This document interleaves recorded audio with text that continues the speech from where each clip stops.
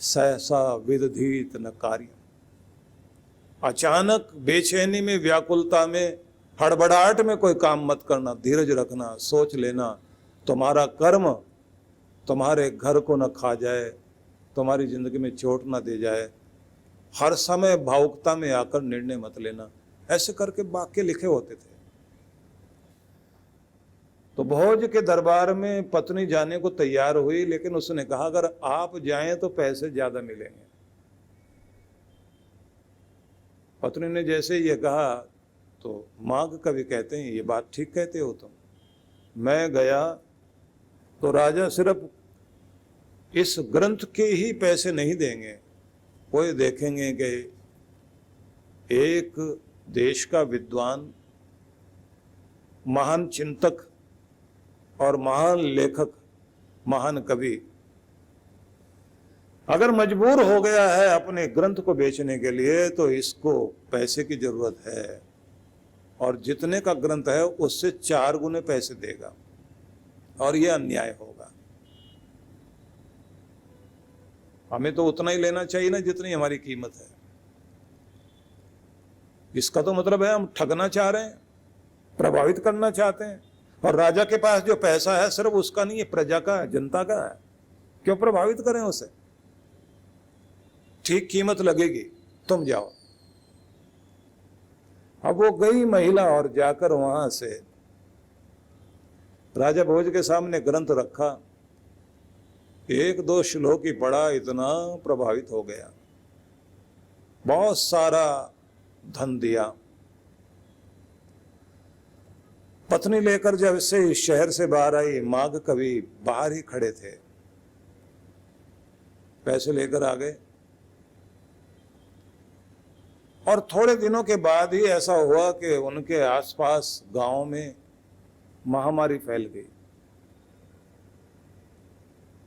आप लोग जानते हैं कि कभी कभी हमारे यहाँ इस तरह की समस्याएं भी रही, जैसे हैजा, प्लेग, कोई भी इस तरह की महामारी फैल जाती थी जिसमें लाखों लोग मर जाते थे।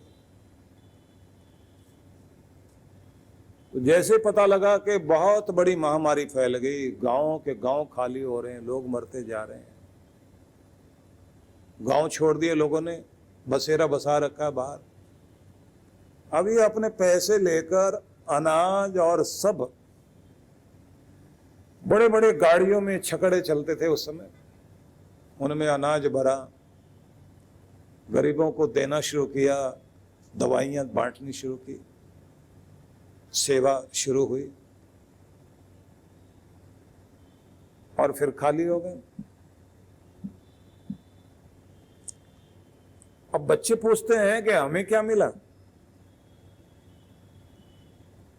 दोनों पति पत्नी कह रहे हैं तुम जानते हो उन्हें क्या मिला? जिनको नया जीवन मिला है, जिंदगी मिली है, जिनके रिश्तेदार आगे नहीं है, आए नहीं आगे, पहचानना ही छोड़ दिया।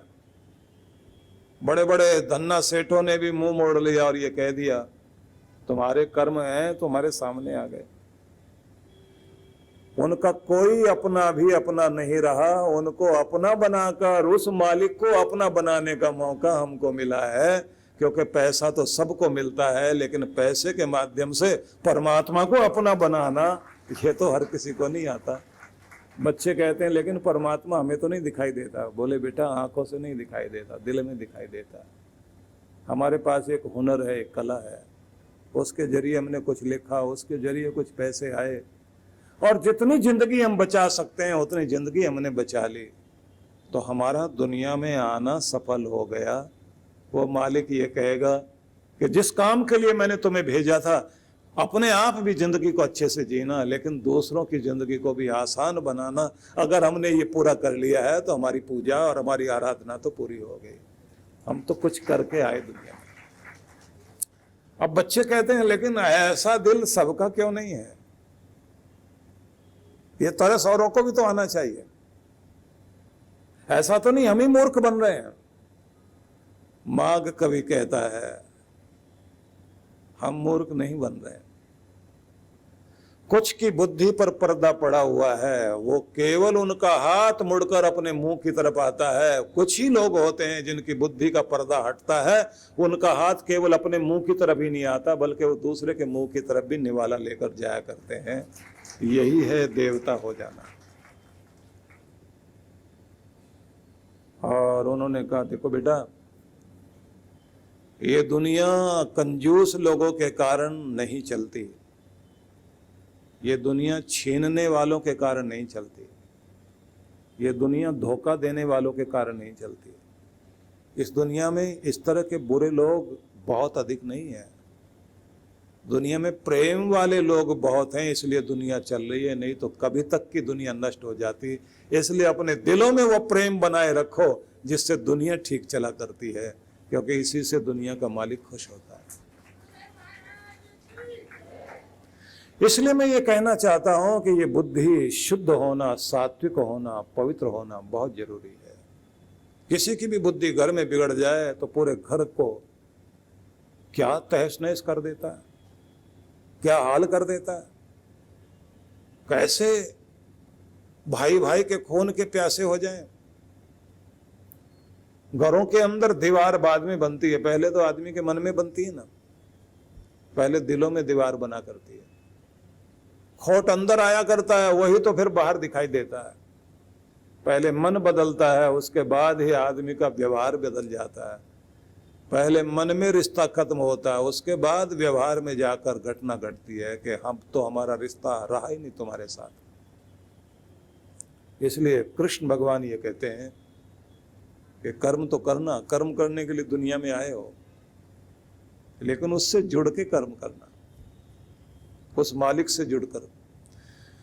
मतलब वो कह रहे हैं कि तुम मुझसे जुड़ो, अपने आनंद से जुड़ो, अपनी शांति से जुड़ो, अपने प्रेम से जुड़ो, फिर तुम्हारा कर्म हो।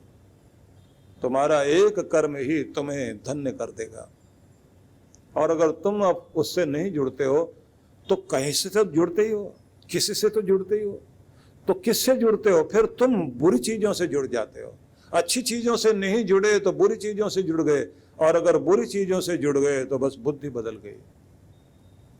घर में कोई भी शकुनी, कोई भी मंत्रा जैसा व्यवहार करने वाला हो जाए, और ज्यादा देर का काम नहीं, उनका कान में जो जहर की प्याली डालते हैं, बुद्धि हिल गई। अपना खुद का बच्चा हमारे खिलाफ खड़ा हो गया, खुद का अपना भाई जो कभी रोने नहीं देता था, अब रोता हुआ देखकर खुश हो रहा है, कि उसका मन बदल गया। तो कहते हैं कि तुम हर पल अपने अंदर कुछ न कुछ भर रहे हो, वो चीजें मत भरो जो गैर जरूरी है। जो जरूरी है उसे मस्तिष्क में आने दो। तो वो भरने के लिए क्या करना है? पवित्र विचार, ऊंची सोच, अच्छी सोच। तो वेलकम लिखो अपने कानों में शुभ के लिए, अपनी आंखों में वेलकम करो उसके लिए जो शुभ है, जो सकारात्मक है, जो पॉजिटिव, कुछ भी अच्छी चीज, उसके लिए आप अपने अंदर उन्हीं भावों को आने दीजिए।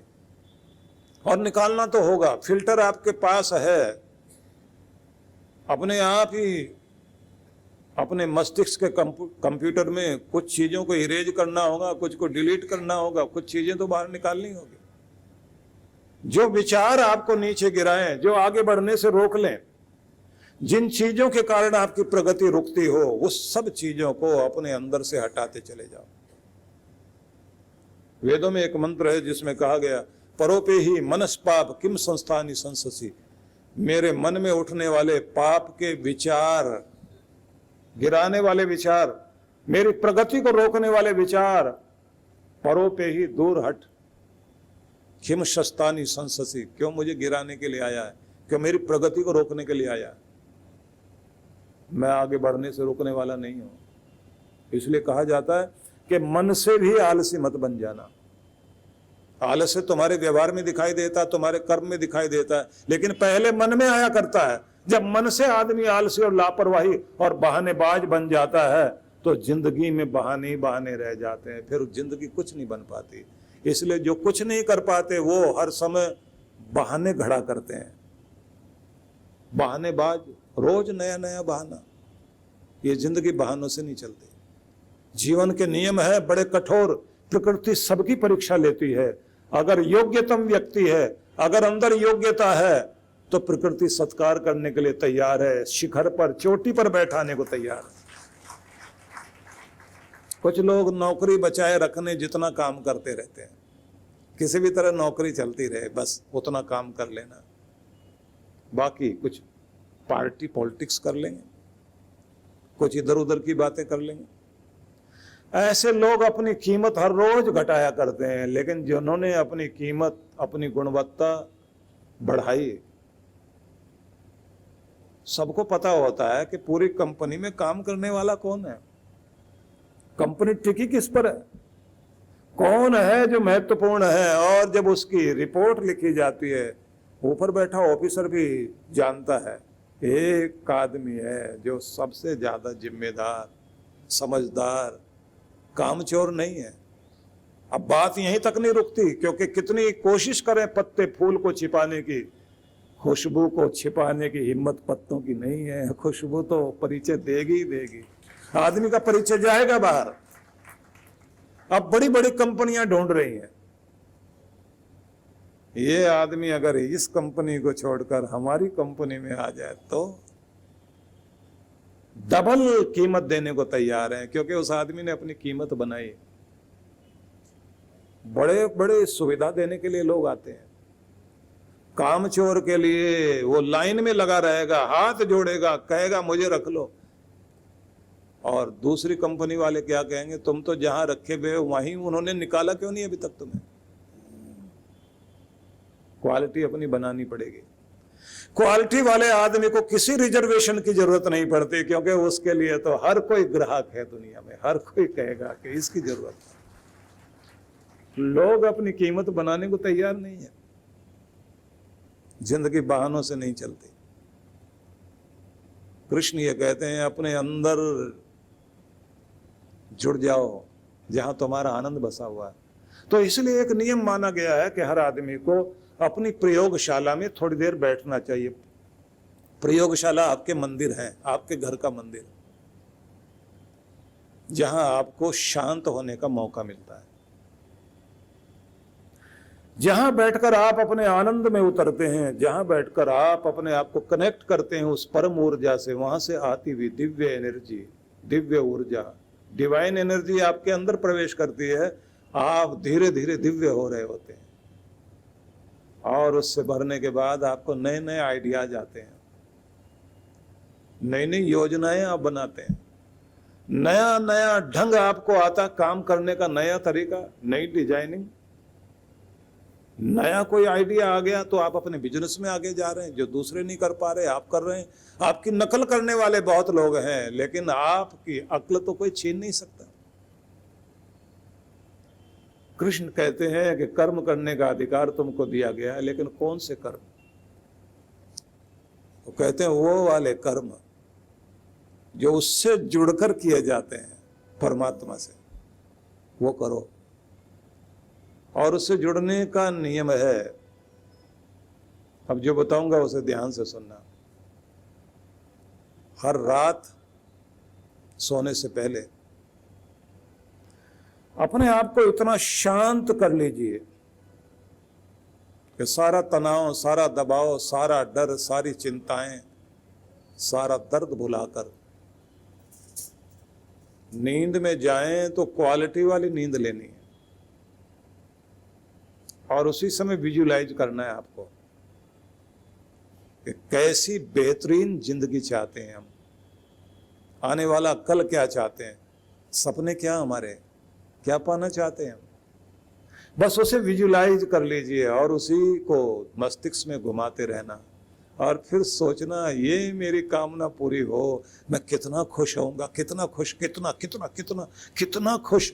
वो सब मन में ऐसे भाव लेकर के, और फिर जब आप रात में सोने से पहले मत्था टेकने जाते हो मंदिर में, अपने घर के मंदिर में, उस समय कह देना ये वाला जो मैं सोच रहा हूँ, कल्पना कर रहा हूँ, मन में जो दृश्य देख रहा हूँ, ये चाहता हूँ ये वरदान पूरा हो भगवान। वैसे नाम जपते जपते जाके सोना, और आप ये देखना जो आपने मांगा फरियाद पूरी होगी जरूर, मांगो दिया जाएगा, पुकारो सुनेगा, ये कथन स्पष्ट होना शुरू हो जाएगा। लेकिन तब जब खुद को शांत करना आ जाए। पूरी दुनिया में यही थ्योरी इस समय काम कर रही है, जिस पर बहुत बहुत लोग अनेक अनेक तरह के विचार दे रहे हैं कि सोना ठीक से आ जाए, शांति में सोना, आनंद में जागना। ये अगर आपको आ गया तो ये ध्यान रख लीजिए, आपकी लाइफ क्वालिटी वाली लाइफ हो जाएगी। ज्यादातर मुश्किल ये है हम सब की कि रात होते होते हम लोग टीवी देखते देखते इस तरह की चीजों से जुड़ जाते हैं जो आपका मन मस्तिष्क इतना प्रभावित कर देता है कि नेगेटिव थॉट्स बहुत आते हैं। परम पूज्य सद्गुरुदेव श्री सुधांशु जी महाराज के अवतरण दिवस के पावन अवसर पर उल्लास पर्व का आयोजन किया जा रहा है और इस साल का यह कार्यक्रम पूर्णतः पर्यावरण संरक्षण को समर्पित है। कार्यक्रम की रूपरेखा दिनांक 2 मई 2023, समय सायं 5 बजे, सत्संग स्थल आनंद धाम आश्रम, नागलोई, नजफगढ़ रोड, बक्करवाला मोड़, नई दिल्ली। विशेष कार्यक्रम पर्यावरण पखवाड़ा 17 अप्रैल से 1 मई 2023 तक, पेड़ लगाओ अभियान। आयोजक विश्व जागृति मिशन। संपर्क सूत्र। इस कार्यक्रम का सीधा प्रसारण महाराष्ट्र के YouTube चैनल और दीदी जी के फेसबुक पर होगा। आप सभी सपरिवार सादर आमंत्रित हैं। परम पूज्य श्री सुधांशु जी महाराज एवं डॉक्टर अर्चिका दीदी जी की पावन उपस्थिति में एवं शारदा पीठाधीश्वर जगत गुरु शंकराचार्य स्वामी राजराजेश्वराश्रम जी महाराज के कर कमलों द्वारा भगवान श्री तिरुपति बालाजी की मूर्ति एवं माता लक्ष्मी के विग्रह श्री यंत्र की स्थापना एवं प्राण प्रतिष्ठा। विशेष कार्यक्रम धर्मकोश दानदाताओं के वंशावली कलश की स्थापना। 3 मई 2023 प्रातः 10 बजे, आनंद धाम आश्रम, नागलोई, नजफगढ़ रोड, बक्करवाला, नई दिल्ली।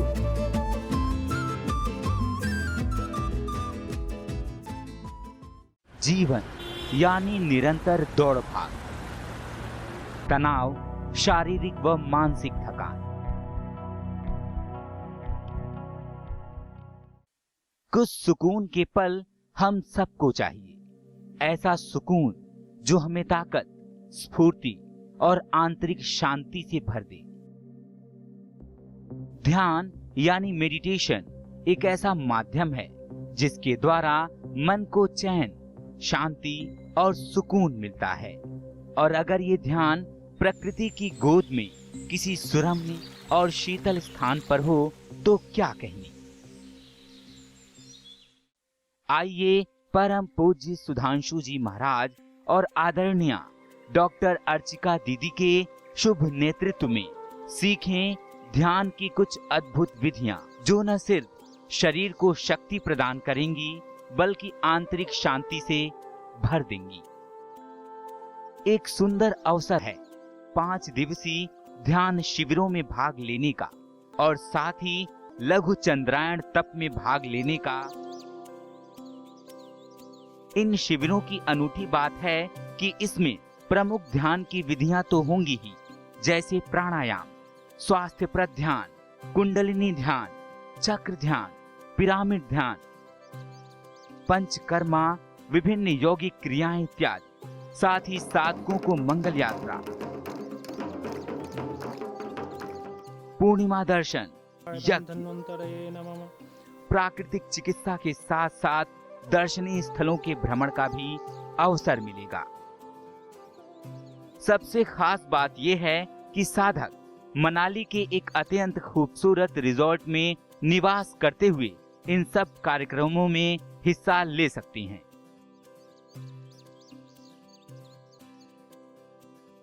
तो आइए परम पूज्य गुरुदेव और डॉक्टर अर्चिका दीदी के साथ मनाली चलें। पहाड़ों पर कुछ दिन बिताएं, ध्यान की विधियां सीखें और पाएं एक तनाव रहित मन, स्वस्थ तन, आत्मविश्वास और सबसे बढ़ के आंतरिक शांति और सुकून।